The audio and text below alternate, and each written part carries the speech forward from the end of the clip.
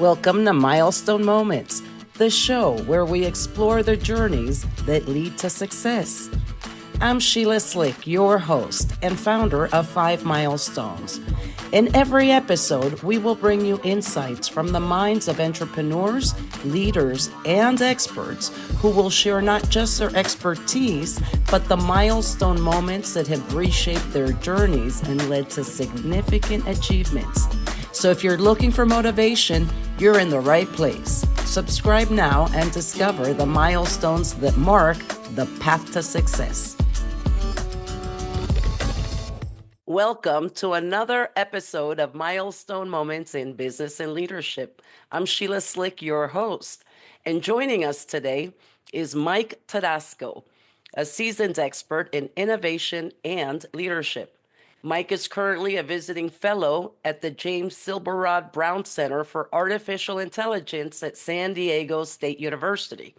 Previously, he served as the Senior Director of Innovation at PayPal, where he led transformative initiatives in technology and business strategy. With a wealth of experience in fostering innovation and empowering future leaders, Mike brings valuable insights on leadership, workforce development, and the role of technology in shaping the future. Welcome to the show, Mike.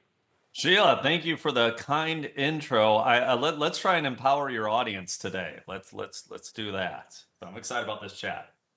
Me too. I don't even know where to start. So let's start with PayPal, right? Because Sure. we're in an era where innovation and AI is such a big part of our lives, and a lot of people don't know how to navigate it or they have fear. So tell us a little bit about what you do and what you did. Yeah. Well, let me start with PayPal, and then we'll get into more in what I do today after that. So I joined PayPal after a failed startup. I was out of my MBA program while everybody else was getting a job as a consultant or whatever. I'm like, I'm going to start a comic book company because why not? That was literally my plan after that. And after doing that for 2 years, I'm like, this is not getting me to where I want to be. Like there was, many successes, but it was always, a step forward and 2 steps back with it. And after a couple of years of doing, I'm like, okay, I need to find something else. I was a customer of PayPal. That's what I was using to process my payments on the e-commerce site that I built. And it was a very logical. I had a lot of classmates that worked there. So when PayPal had this job on the mobile team, this was back in 2011. I was like, cool, mobile is exciting. There's a real future in that and so forth. So I jumped on it. And for whatever reason, they hired me. And I was my plan was to be at the company for a year. I wound up being there for 11 years. And the first half was in various roles within the product world. And I could talk more about what that means. And the back half was running innovation, and which was super fun. As I like to tell people, every Sunday night, I was basically just excited to go to work the next day because the job was awesome. It was so exciting, so much fun, and I loved it, and I just had a wonderful 11 years there.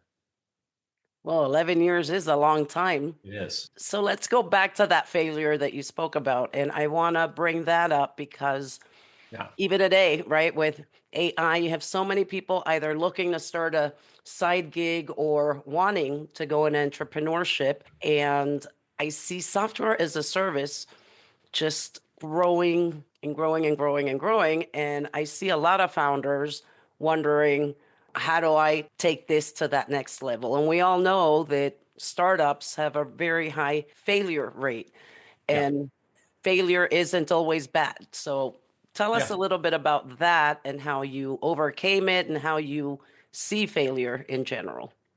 Failure isn't bad as long as you learn from it, and that's the big thing. And I think within organizations, I think that's often tough because failure impacts your bonus. Failure impacts the perception that others have with you within the company. And one thing, and I'll get to my start, but one thing that we were actually doing at PayPal, in fact, this was right before COVID, we were building something that was inspired by Ben and Jerry's. Ben and Jerry's at their headquarters out in Vermont, they actually have what's known as a failure graveyard or an ice cream graveyard. So in front of their headquarters, they have little tombstones set up for all of the flavors of ice cream that they no longer make. And why do they do that? Well, it serves as a couple things. One, it's almost ceremonious to be able to put that out there. Like, it's like, hey, it's okay. We tried something and, it's putting it out there. And it's also like a little bit of a reminder that it's okay to do these things. Like, we want to be a company where that's allowed because if you're not failing, you're just not trying hard enough. Like, look, if you're applying to colleges and you get into every school that you apply to, you probably should have actually tried to apply to some other colleges, maybe the next tier above that or something. Like, I mean, for the most part, or like you're so great that you should have just applied to the one and gotten in. I mean, you did something wrong in the process there. Like, failure is part of just everything that we do. And it's just, again, as long as you're learning from that, it's just a signal for everything else. So PayPal, we were literally making a like we one day went to the store, we bought like these like model train size people and all that, and we're building a scaled down version about the size of a large conference room table of the PayPal campus, where we're going to have QR codes of all the different failed products of the past with the the creators of those products telling the story about them. And so that was going to be our little failure graveyard that we had there. And it was very resonant with me. I was on a product at PayPal called PayPal Beacon, and it was an amazing technology. It got me into the world of patents, got me into all this stuff. It was way, way, way ahead of its time. If anybody goes on YouTube, type in PayPal Beacon, and you could see something from 12 years ago where we were building this, and was basically a hands-free way to pay for stuff in stores. And, you literally didn't have to take your phone out of your purse or your pocket. You would walk in, it would identify you. If you're going to a Starbucks, it could even just see that you're pulling into the parking lot, and maybe you get the same thing every time, and it would anticipate that through machine learning techniques, and have your coffee ready for you before you even walk into the store. A lot of interesting things like that. It wasn't the right time. Like we demoed this at Stanford University, right up the street from PayPal office. A lot of tech friendly people there on University Avenue. We had relationships with a few of the merchants on the street. And when I would talk to students about it, they're like, why would I ever use my phone to buy something in a store? That was literally the answer that we were getting again and again in 2013. It failed. It failed miserably. The world wasn't ready for that. It was cool technology, but we weren't solving a problem that people had at that time. But, if you remind people of that, if I was at PayPal today, I'd be like, hey, remember that thing we did 10 years ago? Why are we not doing that today? The world's a different place. Like, can't we learn from that and do that? Like, that's why you just don't sweep these under the rug, act like these things don't happen, because, a lot of failure is just timing. I mean, Apple was not the first company that came up with a touchscreen for a phone device and so forth. Like, there was General Magic did this in the 1990s. The 90s were not a time. The cell phone networks were not ready for this. Like, there was, I mean, it was just timing. But if you kind of repackage that in a different time, a failure turns into a huge success. Yeah, even in social media, when I see TikTok, Yeah. I'm thinking, well, this was Vine like a Yeah. decade ago, Vine. Yeah. but Yeah. Vine, like it existed and then it ceased to exist. Yeah. So I'm like, is it the algorithm? What makes a very similar product succeed versus the other one? And Vine, I think, was from Twitter. And so it wasn't like a little tiny Yeah. enterprise. Twitter was pretty big at the time when they Yeah. introduced Vine. Yeah, and you never know. I mean, and that's why you have to experiment, because there isn't just one solution of, hey, this is how I'm going to build a product that's going to succeed. Hey, this is the type of video or post that the algorithm's going to love that's going to get me, 100,000 likes or whatever it is. Whatever it is you're going, like, there's always experimentation. Frankly, that's what makes all this stuff fun. But if you're not experimenting, if you're just doing the same thing and so forth, you're going to miss a lot, because the world that we're in now is changing fast. I was teaching an AI class earlier this week, 2 sessions, a Monday session and a Wednesday session. On Monday, I presented one deck. Wednesday afternoon, before I was teaching, I actually had to go back and change about 10% of all the content that I had in there, because in the last 48 hours, the world changed enough. I'm like, oh God, that stuff I was talking about on Monday is now out of date. And I'm not joking. And I told the class this. I'm like, you are actually getting different material than on Monday. Like, that's the world that we're in. And frankly, if you're always just assuming, hey, what we're doing is fine, we're not experimenting, we're not doing all this other stuff, you are going to miss out on these vast quick changes that we're going to start to see in our society. So let's talk a little bit about those changes. I'd love to Sure. pick your brain because I think it's more important than ever to adapt. It's disrupting at an unprecedented pace. The technology, I personally had heard machine learning. I don't know that I quite understand machine learning. It's kind of like the machine continues to learn on its own, right? Like it's going Yeah. from A to B and it'll just keep testing how to get from A to B faster. That's how I understand machine learning. So if you can explain Yeah, I'd love to. some of this AI so the general population that's not a techie, we can Yeah, understand. look, and I'm not a techie either. That's a great thing about this. Again, I started in finance and accounting way back in the day. So like that's why I love to explain things to, as I say, normal folks like myself who might not be engineers. So I think there's traditional computing and then there's kind of artificial intelligence, machine learning, all of these things. Those are the two buckets.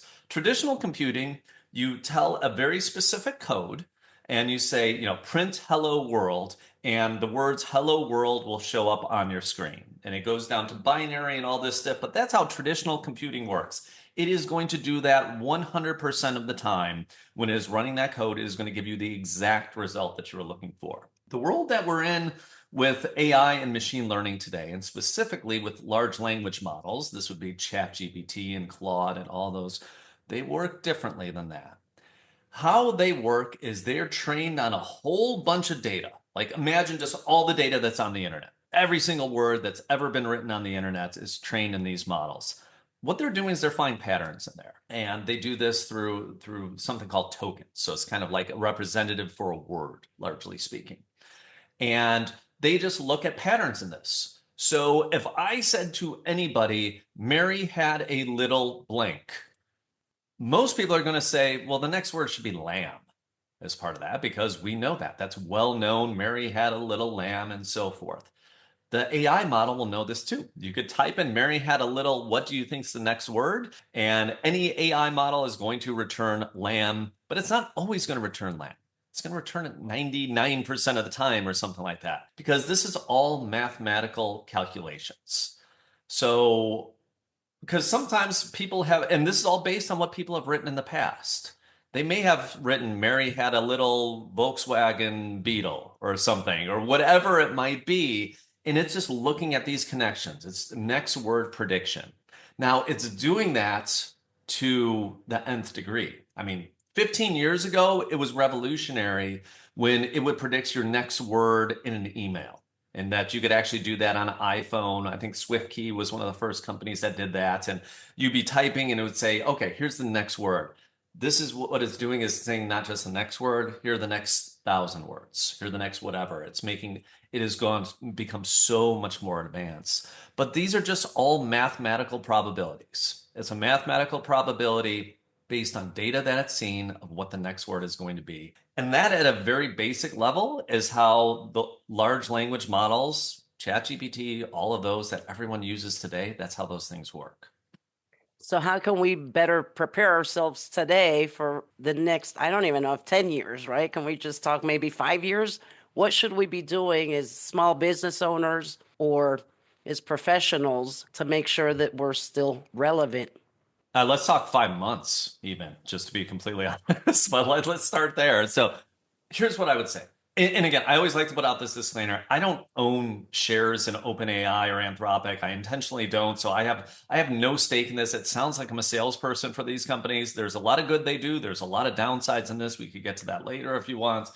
But I just do want to preface with this. That said, you need to be using these tools. Full stop. If you are not already using ChatGPT or Claude or whatever it is in any of these aspects of your business, you're falling behind.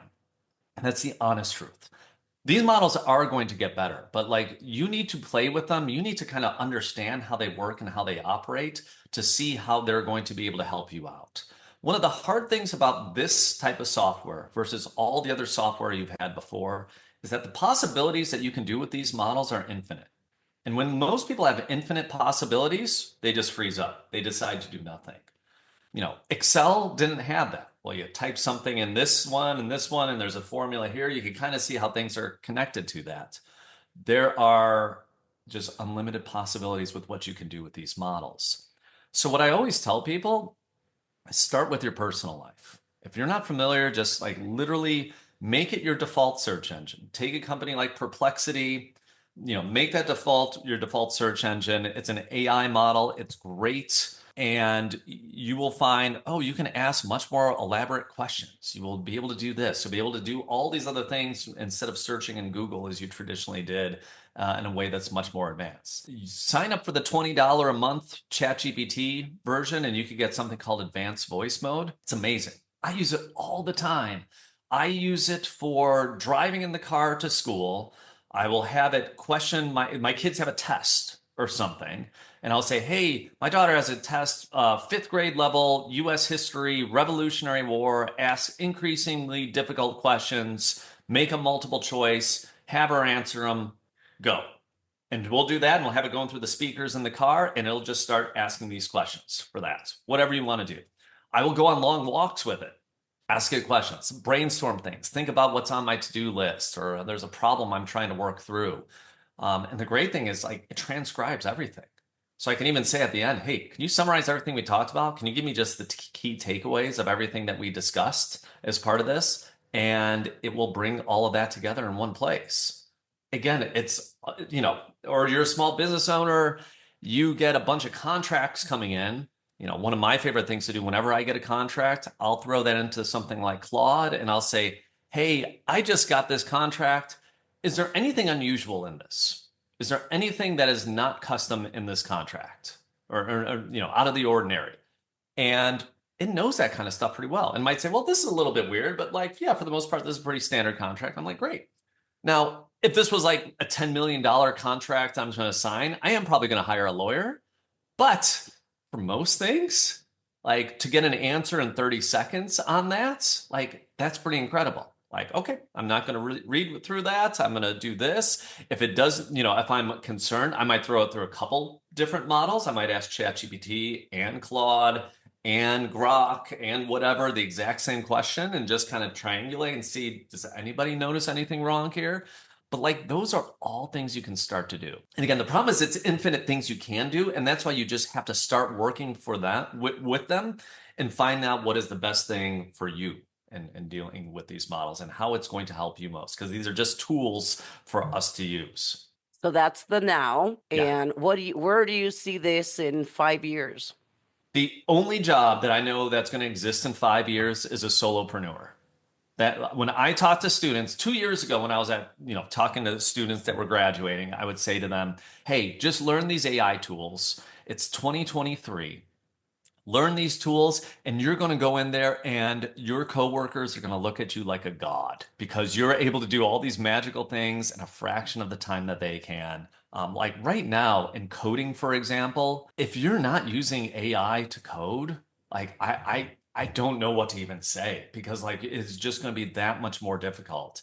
It's not perfect, but the new Gemini that Google has put out, we were doing this just last night in our class.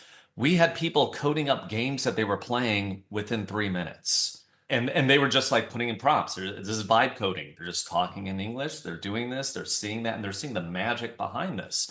Now, it's not as complex as a game that you're going to pay, 30, 40, $50 for or something like that, but it's something and it's customized. Like somebody was actually making a game. She was making a game for her boyfriend. She's like, oh my God, he's going to love this. Like, and it was like, oh, it was super personal. Like you can do that kind of stuff now. All of these tools. Sorry, I'm getting totally sidetracked, Sheila. I mean, I get excited about this. What was the question again?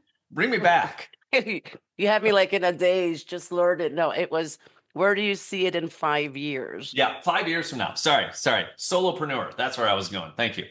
But when I talk to these students today, I say, like, you already have the concept of AI agents, and these work decently well. And the difference between like ChatGPT and an agent is effectively an agent, you're just going to give like high level guidelines and say something like, hey, I need you to research the Minneapolis market for me on houses that are under the Zillow value within 10 miles of this location, within this kind of school district, and they have no pink inside the house. Whatever it is, or something like that.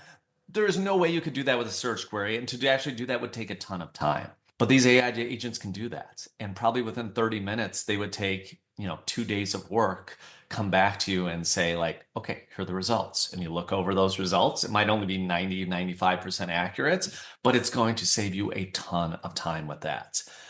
This is growing exponentially right now. So, taking what I described there, you would be able to then apply this kind of agent concept to just about anything. It's like, hey, this file, or actually, you could probably even say within a couple of years, hey, in my email are all of the receipts I have for invoices that I've received over the last year. I want you to go through my email, find all of those, categorize them in proper categories, put them into our accounting ledger, and go ahead and do a first draft of my taxes.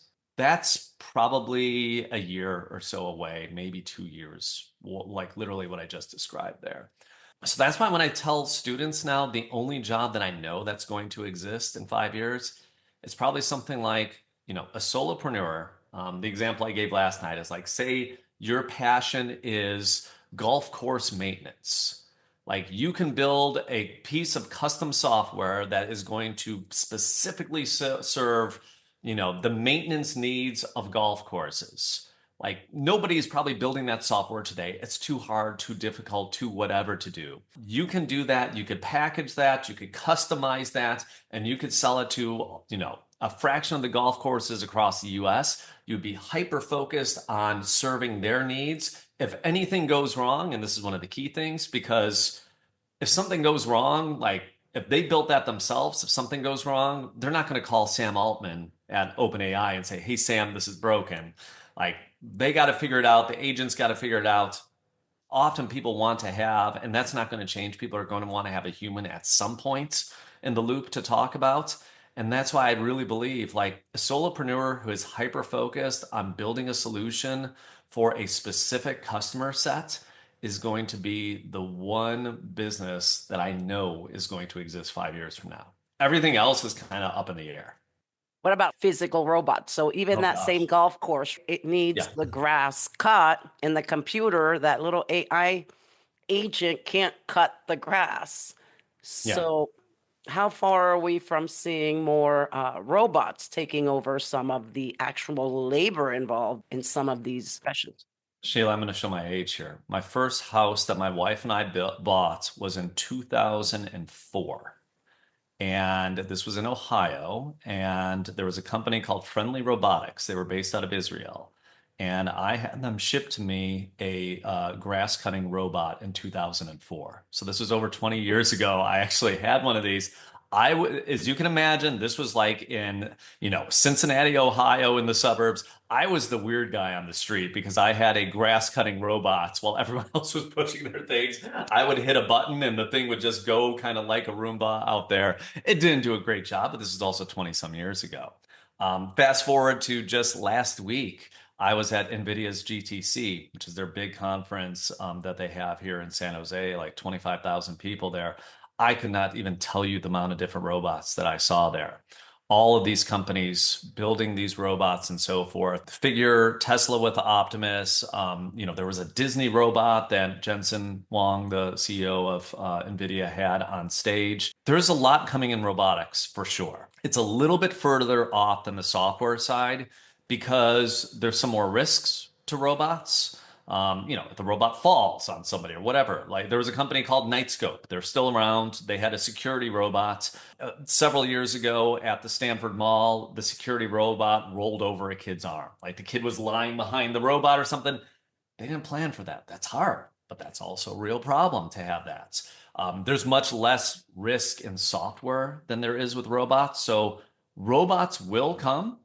I would say if you're in something that really requires non-repetitive physical work in some way, that's hard. I was talking to a founder recently who was working on a robot that would be doing stuff like cleaning, and he was telling me how hard it is to get the thing to fold sheets, like to make a bed.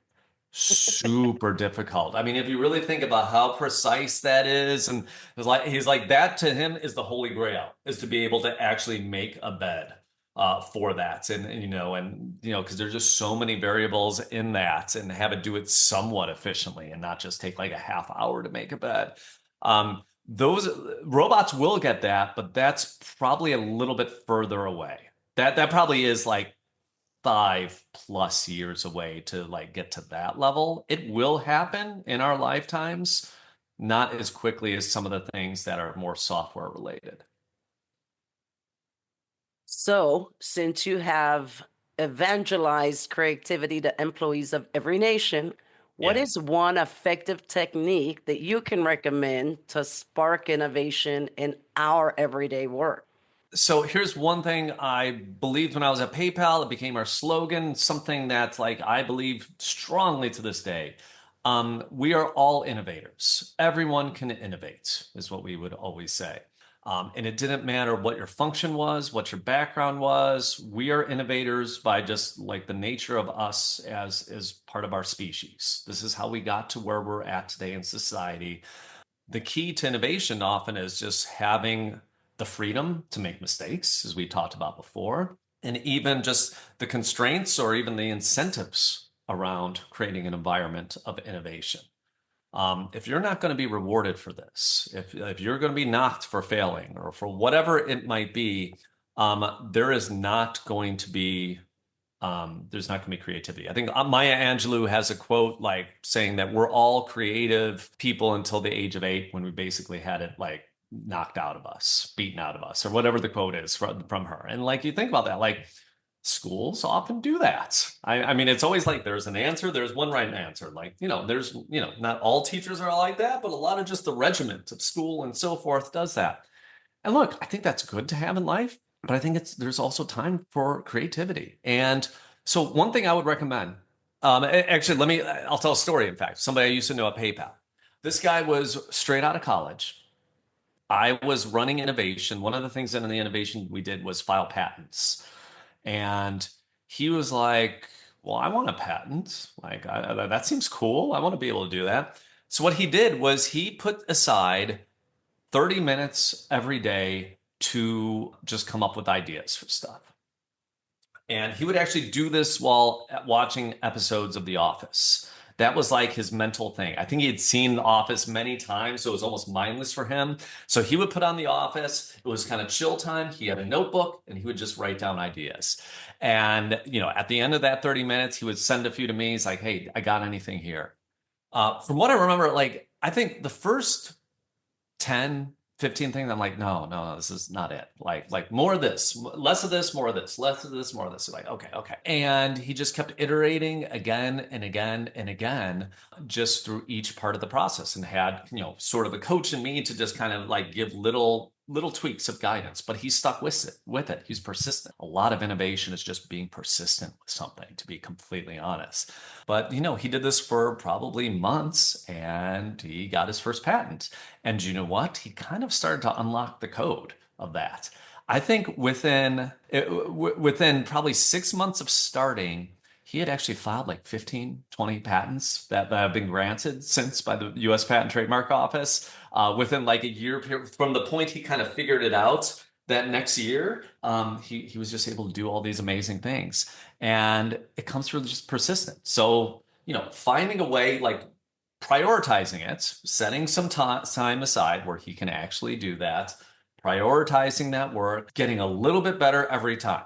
Like if you're not making, 1% improvements in what you're doing, then it's not going to be helpful. Put all of those things together and you got somebody who is, able to do his goal and much more within a relatively short amount of time. Consistency, persist, Yeah. persist. Yeah. Yes, absolutely. Absolutely. Well, so what is your next milestone? My next milestone? Wow. Um, the thing I'm working on right now, and I'm almost finished, I'm super excited about. I'm actually writing a series of children's books. And for me, so I have a publisher. They're going to release those in late 2026. So they're quite some time out, but they've been a little bit of they go deep into the sciences. So it's actually, there are fables about the periodic table. It is literally called Periodic Fables is part of that. And there are 3 different stories they're going to release. And for me, That's going to be a huge, exciting thing. Being a published author in an area that I'm not a chemist by any stretch. So I had to learn a lot through that. It was just wonderful just going through that whole process. And to me, like life is a bunch of these little experiments where you learn stuff and you bring it to other things in life. And I just love that. So that I guess that's my next milestone. You had done comic books. That's how we began the conversation. How is Yeah. this different than comic books? And what are you going to apply from that failure of the comic book to the children's book? Such a good question. So the comic book business side, so I wasn't actually I'm not an artist either. I'm not an engineer. I'm not an artist. I'm just a jack of all trades, master of none is basically what I am. But what I was actually building back in 2009, it was called Sketchmaven. It was a marketplace for comic book artwork. So it was a place where artists can actually come, sell their artwork and so forth, and people would buy them and so forth as part of that. But one of the things I learned just, and frankly, spending a lot of time in this world was just like layout, design. I've looked at thousands, tens of thousands, hundreds of thousands, maybe, I don't know, of comic pages in my lifetime, and just understanding the layout, how to tell a story, things like the passage of time within a comic book. I think in the great book, if anybody's interested, Scott McCloud's Understanding Comics, it's probably came out in the 90s. But I remember this so well. Like McLeod talks about, like literally the space that you have in between panels conveys different things to the audience. And so that actually might convey more of a passage of time versus less, and all these things. It's a completely different and unique art form that's nobody out there has mastered. There's so many different techniques. There are different cultural perceptions in this world, and for me, yeah, I think just spending a lot of time with artists, with people in this world has given me a whole appreciation that I'm trying to, as a writer, convey some of that to the wonderful artists that I'm working with on the piece. Interesting. Well, it was a marketplace. I love the chemistry because so many kids struggle with science or chemistry. I did. I I surely love, did. I love math and I love technology. And in the sciences, it's not my forte, right? Yeah. So I'd probably be a great candidate to perhaps try the periodic fables Yeah. to Yeah. see if they stick with me. Where my daughter right now is getting a PhD in integrative biology, and I'm like, Whoa. yeah, I'm constantly reminding her, and I'm like, the key is to be able to explain to me what you do, what you're studying, and the effects, and just Yeah. the basics. And when did I study the periodic table? I think I was in 10th grade. Well, I mean, and that's something that comes over time. And I think Richard Feynman, the scientist, has a quote about this of like, mastery of a subject is being able to explain that to anybody. And that is one of the things large language models do amazingly well. You could put a document into something like Google's Notebook LM and say, hey, I don't get this. This is a white paper about dark matter or something like that. I don't understand any of this. Explain this to me as if I was in sixth grade. And it could do that, and you're like, okay, I think I get it. Now let's do ninth grade. Let's do that. And that's one of the wonderful things about AI tools is they're infinitely patient. You can just keep on doing this with them until you really get it at the level that you're comfortable with as well. And that's a technique I still use all the time. I was just asking it the other day about, wait, what was I asking about? I asked it about how things work all the time. I was asking about how toilets work the other day because I was like, oh, I actually really don't know how a toilet works. And it's almost embarrassing, but I'm like, I don't know. Like, and I was even asking it the other day, how does a calculator work? I have no idea. You just push numbers in there and somehow it gives you the answer. Well, how does that actually happen? For people who are curious, and gosh, like I hope everybody out there is curious. That's why you're listening to this pod and watching it, and you're learning. You want to learn more. You want to make yourself better. Like for people who are infinitely curious, like these tools are amazing to be able to use to just ask questions about like I'll be walking around and I'll see something like that looks industrial. I'm like, what the heck is that thing? I'll take a picture of it and say, what is this? Is this like for water? What does it do? And it'll explain it to you. Like it's great. Well, thank you so much for joining me today, Mike. Pleasure. Pleasure, Sheila. No, it's great having you. Great conversation. And thank you all for tuning in to another episode of Milestone Moments in Business and Leadership. Until next time.